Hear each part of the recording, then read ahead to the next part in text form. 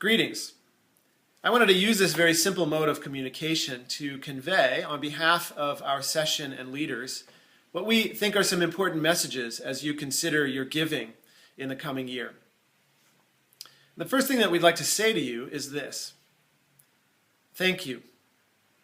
Because of your incredible generosity, this congregation has been a beacon of light to this neighborhood for over 314 years.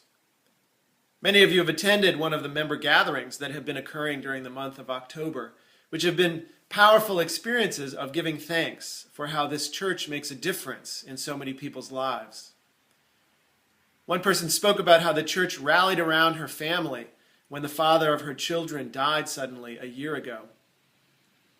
Another person spoke about how this church nurtured her from the time she was a child, and now she's attending seminary.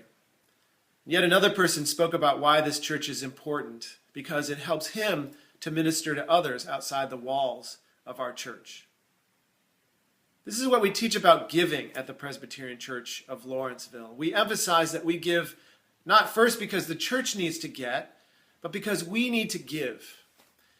It's a joyful aspect of being human, and it's certainly a joyful aspect of being a follower of Jesus Christ. The biblical guideline for our giving is a tithe, to deploy 10% of our income toward doing the good work of the kingdom of God in the world.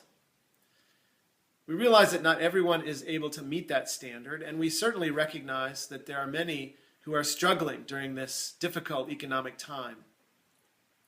But we would encourage you, as you make your giving decision in the coming year, to think about your giving as a percentage of your income.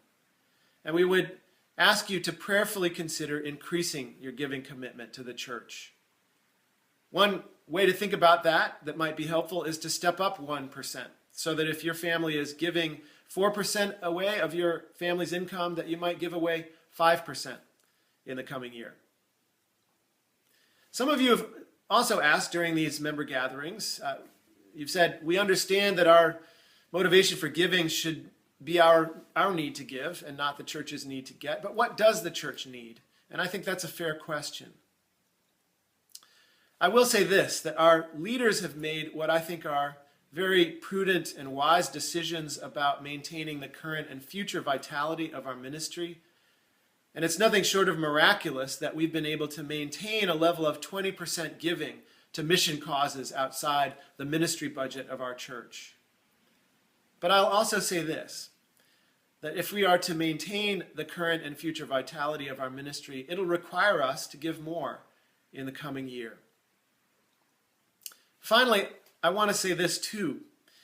I hope, and we hope, that these words will in no way make you feel pressured to give, or certainly make you feel guilty about what you intend to give in the coming year. On the contrary, our hope is that whatever you give will be a joyful expression of your gratitude for what God has done for you.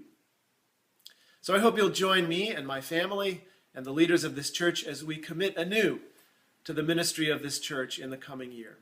God bless you, and thanks for your time.